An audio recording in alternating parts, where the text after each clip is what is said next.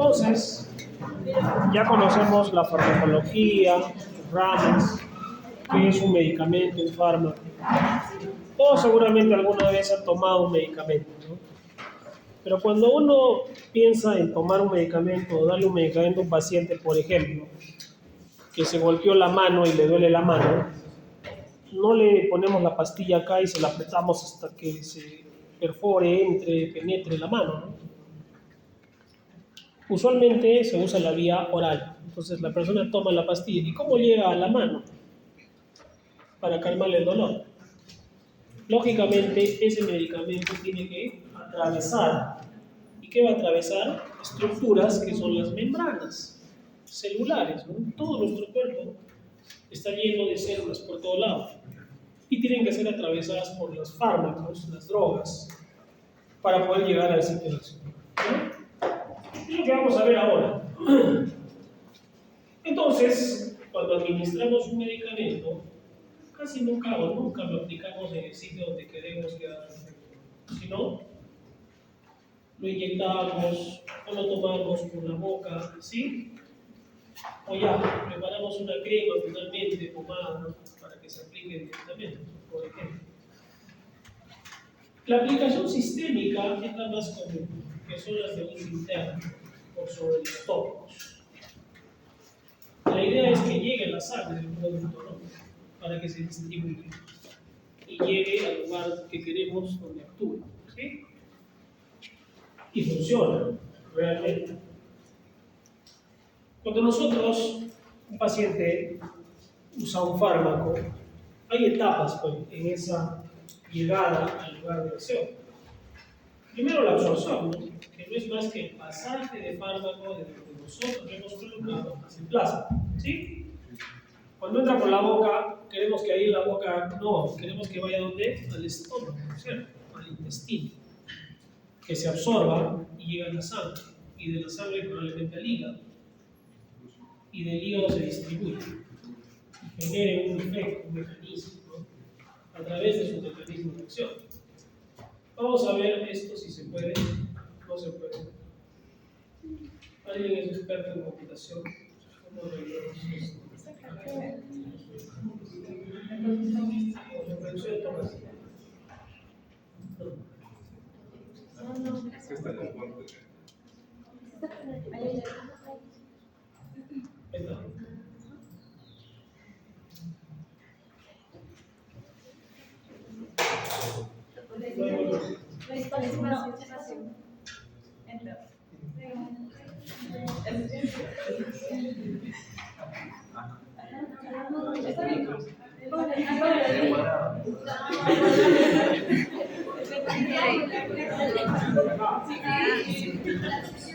Transporte de fármacos a través de membranas de células mucosas en el tracto gastrointestinal. Un fármaco entra en el tracto gastrointestinal por la boca y se mueve al estómago por el esófago. Una vez en el estómago, el fármaco se disuelve. Los fármacos ácidos son absorbidos en el estómago debido a que el contenido ácido hace que permanezcan no ionizados para su fácil absorción. Los fármacos alcalinos no pueden ser absorbidos en el estómago y pasan por el esfínter pilórico al duodeno y son absorbidos ahí. Una vez absorbidos en la sangre, las moléculas pasan a la circulación portal. Algunos fármacos son inmediatamente metabolizados en el hígado. A esto se le llama metabolismo de primer paso. Otras pueden ser secretadas de regreso al intestino delgado por la bilis, lo que se conoce como recirculación enterohepática. Otras partes de las dosis orales pueden ser absorbidas en el intestino grueso o excretado por las heces. Puede que no todas las moléculas sean absorbidas. Estas pueden unirse a un contenido estomacal, lo que evitará que pasen a las membranas de células mucosas. O de igual forma, estos pueden ser destruidos por bacterias en el hígado y colon.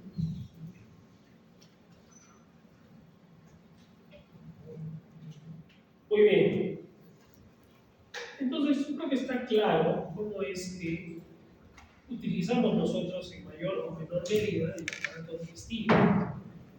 Entonces, miren, con esta imagen vamos a usar nuestra imaginación, ¿no? El fármaco llegó al estómago, ¿sí? Para que llegue a la sangre, ¿qué tiene que atravesar? Varias membranas. La capa epitelial de la mucosa del estómago, el intestino, entrar a la célula, salir de la célula, atravesar la pared del vaso sanguíneo, ¿sí? Es decir, atravesar muchas membranas, ¿no? Muchas membranas, ¿ya? ¿Y cómo es que, o qué características tiene que haber para que este fármaco atraviese membranas? Ustedes van a hacer en prácticas, caracterización del efecto de los fármacos, biodisponibilidad y también presentaciones de los fármacos en relación a las vías de administración. Es decir, para que un fármaco por la boca llegue más rápido o más lento, o en mayor o menor cantidad a un lugar que queremos, depende de varios factores, ¿no? Cantidad del fármaco, características del fármaco, características del paciente, qué enfermedad tiene, qué queremos tratar, a dónde queremos llegar, etcétera, ¿no? Y dentro de esas características hay algunas que las vamos a repasar ahora, que son las, me parece, más importantes desde el punto de vista farmacológico, ¿ya? Normalmente cuando un medicamento llega a un lugar, imagínate este medicamento, tiene dos posibilidades, porque si sigue solo, o de repente se pega una proteína, ¿sí? Y es lo que se llama droga libre o droga unida a proteínas. La que nos interesa desde el punto de vista farmacológico es la droga libre, porque esa droga libre es la que al final va a tener efectos. Fíjense cómo este medicamento unido a una proteína va a tener mayor tamaño. Y si ustedes tienen una mochila gigantesca, podrán atravesar la puerta, no, se van a atorar. En cambio, si están solitos, la pasan con facilidad. Por lo tanto, la droga libre es más importante desde el punto de vista farmacológico para atravesar las membranas celulares que conocemos. Estas membranas, ¿qué tienen? Lípidos, carbohidratos y proteínas. ¿De acuerdo? ¿No? Vamos a ver eso también.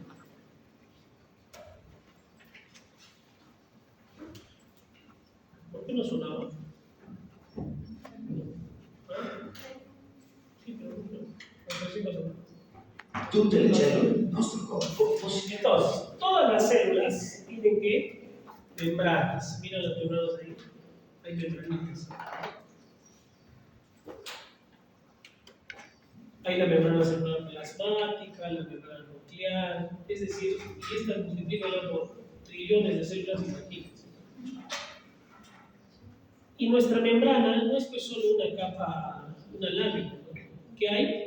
Fosfolípidos, proteínas, carbohidratos, canales, es decir, son muchas sustancias que existen en la membrana que le permiten también, como barrera, incluso elegir quién entra, quién no entra, quién sale, quién no sale. La mayoría son fosfolípidos de membrana, ¿se acuerdan? Una cabeza hidrófila e hidrófoba, la de la cola, pero que esta conformación especial la hace pues de una característica importante a la célula para poder no ser destruida. Si no, imagínense, ¿no? Cualquier sustancia que entre ahí, entre a la célula, le va a hacer daño. Pero los fármacos, los medicamentos, tienen que atravesar, porque si no, ¿cómo van a llegar al lugar de acción? ¿No? Vamos a ver entonces algunas características de las mismas. 42% de la membrana son lípidos, 42%, ustedes saben. Existe la doble capa lipídica y los fosfolípidos y el colesterol son los más importantes, siendo los fosfolípidos los más abundantes. Los carbohidratos están en un 3%, es decir, en menor proporción. Las proteínas, 55%. Pueden ser transmembranas, estructurales, incluso ser canales, ¿no? Forman así estructuras como poros donde el fármaco puede entrar y salir por el. ¿Sí? Las proteínas en la superficie son los llamados receptores. ¿De acuerdo? Muy bien. Existen procesos para el pasaje de estos fármacos. porque queremos que esa medicina llegue al lugar. Yo quiero que llegue hasta la mano que se ha golpeado. Y están los procesos pasivos y los procesos activos. ¿Ya? Vamos a describir 4 procesos, 2 pasivos y 2 activos, que son más de 10. Y son estos, los pasivos. Tenemos la filtración y la difusión. ¿Ya? ¿Por qué se llaman pasivos? Porque la membrana, que ya le hemos descrito, no interviene, se deja atravesar por el fármaco. Y es la filtración y la difusión. Hablemos de cada uno de ellos. ¿Ya? ¿Qué es la filtración? Utiliza poros o canales. La fuerza que le empuja la fármaco a la droga es solo la diferencia de presiones.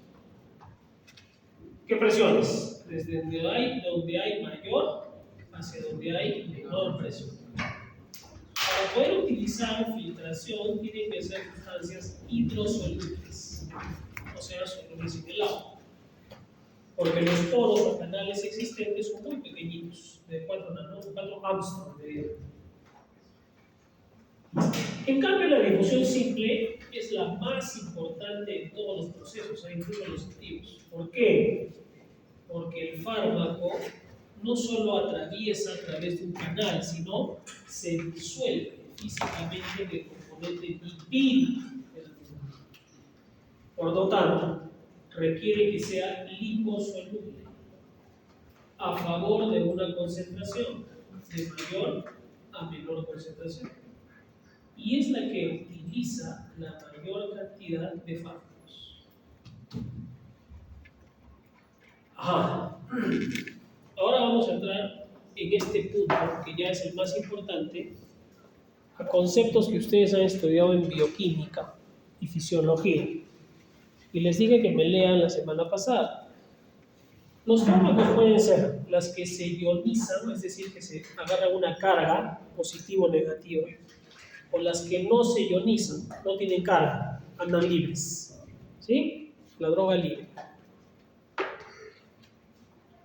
Sin embargo, casi todos los fármacos que tenemos, que existen en nuestro arsenal terapéutico, son ácidos y bases débiles. Y que cuando este fármaco es administrado hacia un área del cuerpo que tiene un pH similar al pKa de la droga, ahora vamos a ver qué es eso, vamos a encontrar 50% ionizadas y 50% no ionizadas. Por eso, la mayor cantidad de fármacos son ácidos y bases débiles. Porque los ácidos y bases fuertes, no todos, miren en azul, son ionizadas. ¿Y qué tiene que ver eso? La droga ionizada no me sirve porque no se absorbe. Primera enseñanza. Entonces, para que un medicamento atraviese una membrana, idealmente debe ser no ionizada, no tener carga, ser libre, como el viento. Antes ya dije otro factor, que sea liposoluble, que se disuelva en la membrana lipídica para utilizar difusión simple. Y otra, que no sea muy grande, que no esté unida a proteínas, que esté libre como para, por el tamaño pequeño, disolverse más rápido y atravesar esas membranas con facilidad. ¿Ya? ¿Me están siguiendo? Sí. Muy bien. Casi todos los fármacos, 98%, son electrolitos, ácidos y bases débiles. ¿Ya? Esa parte sin ionizar es liposoluble y es pequeña y pasa por difusión simple. Entonces, ¿cuáles son las características de un fármaco ideal? Por eso casi todos persiguen esas características, que sea 1. No ionizado, 2. Liposoluble, 3. Que sea de tamaño pequeño. ¿Esto de qué depende? Del pKa de cada droga. Miren estos conceptos ahora, pH y pKa. El pKa es la constante del logaritmo negativo de la constante de ionización. Cuando un fármaco entra al cuerpo, ese fármaco se va a convertir en otro probablemente y va a generar varios componentes ionizados y no ionizados, ¿sí? Nuestro cuerpo humano, para eso sirve lo que estudiado en bioquímica, tenemos pHs diferentes. En el estómago, ¿cuánto es el pH del estómago? 2.3 hasta 3 en algunas zonas del estómago. O sea, es un pH ácido, ¿no? Es un pH ácido, ¿no? ¿Y por qué se llama pH? Porque tiene que ver con qué? Potencial a P de hidrogenio, pH. Es decir, es la carga de hidrogeniones que hay en esa zona. Mientras más bajo sea el pH, es más ácido. Entonces el pH del estómago es ácido. El pH del intestino está alcalino, pH 6, 7, 8. El pH de la sangre a la mitad, 7.36 a 7.44, ¿no? Porque el pH va de 0 a 14. Ya, entonces eso ya existe, eso no lo podemos cambiar. Sí lo podemos cambiar, podemos forzar, pero naturalmente existe. Ya. La industria farmacéutica, los científicos dijeron, oye, entonces una droga, yo no puedo ponerla en cualquier estructura química, porque si yo pongo una droga que va a llegar al estómago, que es un ácido fuerte o una base fuerte, y que todo va a ser ionizado en unos puntos azulitos, no se va a absorber en el estómago, ¿sí? Entonces, ¿qué tengo que hacer con esa droga? Que tenga una característica similar o cercana al pH donde va a llegar. Miren, por ejemplo, la aspirina. Nadie dijo que la aspirina tenía que ser, pues, para lograr ese efecto, una droga base. Se llama ácido acetilsalicílico. Y la pusieron con esa característica porque ¿dónde entra? Por la boca. ¿Y dónde llega? Al estómago. Y el estómago es ácido. Se absorberá mejor. Y le dieron a llamar pKa. ¿Ya? El pKa y el pH, cuando se acercan, incluso si se cruzan y se mezclan en valor, se vuelve 50% de droga ionizada, 50% de droga no ionizada. ¿De acuerdo? Lo cual va a ser al final favorable en la farmacocinética y la farmacodinámica de ese producto, de esa sustancia. Ahora voy a entender mejor. Entonces, tenemos el pKa y tenemos el pH. ¿De acuerdo? El pH. Existen, por lo tanto, diversos medicamentos, los ácidos débiles y las bases débiles. Yo les pongo el examen. Los fármacos idealmente deben ser ácidos y bases fuertes. ¿Verdadero o falso? ¿Por qué? Porque la mayoría son ionizados cuando entran al cuerpo. Se ionizan, ¿ya? O sea, se vuelven como una carga. ¿Y qué pasa si tiene pH ionizado? ¿Por qué lo describimos? No atraviesa membranas. Nada más. Entonces no me sirve. No me sirve en farmacología. ¿De acuerdo? La farmacología no es una ciencia que ha creado algo nuevo. Utiliza la fisiología y la bioquímica existente. Nada más. Por eso, si yo conozco mi bioquímica y farmacología existente, real, voy a entender bien la farmacología, como les he dicho. ¿Ya? Entonces, miren los ácidos y bases débiles, les decía, que generan estructuras ionizadas y no ionizadas que va a permitir un pasaje de membranas o absorción. En cambio, las bases y ácidos fuertes, no. Este no me sirve. ¿Ya? No se va a absorber. Sin embargo, ¿podrá tener alguna utilización terapéutica? Sí. Laxantes, por ejemplo.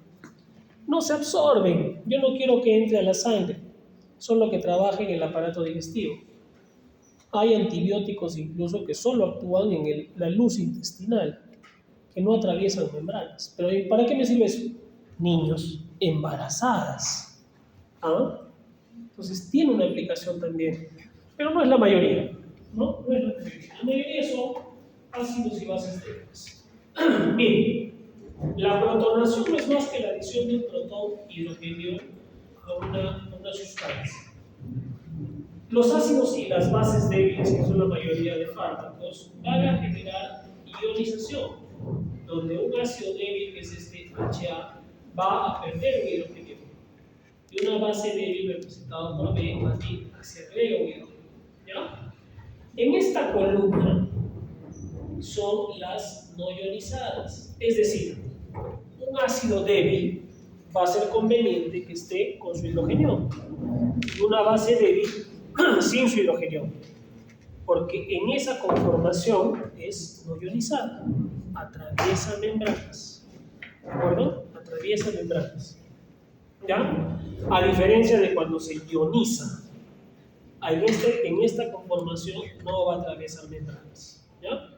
Entonces, en los ácidos débiles, las formas protonadas que tienen un hidrogenio no está ionizada, y en las bases débiles, la forma protonada está ionizada.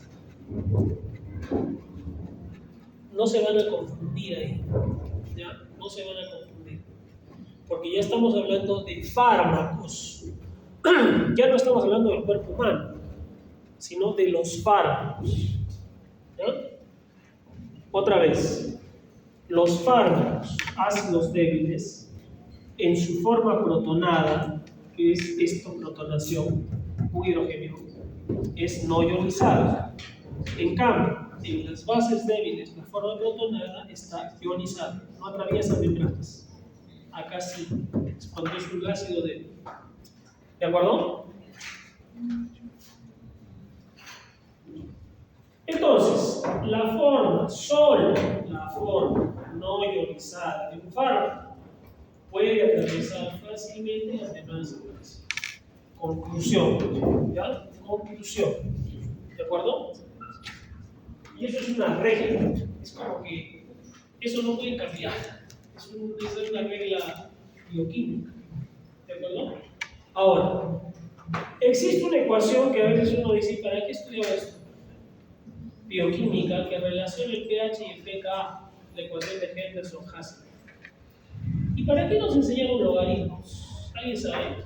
¿Para qué existen los logaritmos en la matemática? Para hacer los números grandes. Muy bien. Cuando existen números gigantescos, 1.000 millones de millones de millones, para darle una explicación más real, entendible.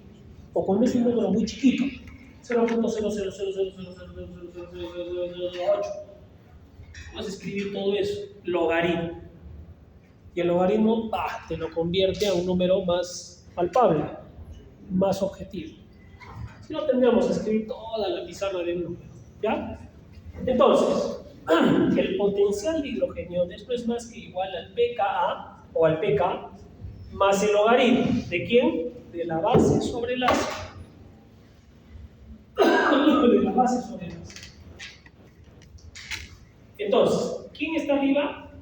Las especies no protonadas sobre las protonadas. Esta ecuación de Henderson-Hasselbalch va a estar en relación a lo que les dije hace rato, de los ácidos débiles, de las bases débiles. Fíjense, el ácido acetilsalicílico, que es la aspirina, tiene un pKa de 3, que es su constante de disociación. Es decir, ¿qué significa esto? Que a un pH de 3 tenemos 50% de droga ionizada y 50% de droga no ionizada. ¿Y dónde hay un pH de 3? En el estómago. En el estómago. Entonces, va a estar en una relación de 1 a 1, ¿no? ¿Y esto qué va a favorecer? Que esa forma no ionizada de alguna manera se absorba y tenga su efecto. A diferencia que todo sea ionizado, no se va a absorber, ¿ya? Mientras yo tenga un pKa, que lógicamente los científicos, al saber el pH del estómago, dijeron, yo quiero que este fármaco se absorba en el estómago. Entonces, ¿qué tengo que lograr? Una constante de disociación pKa de 3, que se acerque al pH del estómago. Yo quiero que este fármaco no, que sea de liberación prolongada. Le haces una estructura más fuerte en la membrana y que se vaya rompiendo de a poco. o que pase el estómago, porque le pones un pKa nasal, 10. ¿Se absorberá en el estómago? No. Va a buscar su pH y lo va a encontrar en el intestino y ahí recién se va a absorber. ¿Me están entendiendo? Un medicamento endovenoso. Yo le haré un pKa a ese fármaco de 2. No, pues le haré un pKa de 7.4, 7.3, porque es el pH de la sangre. ¿Me captaron? Entonces,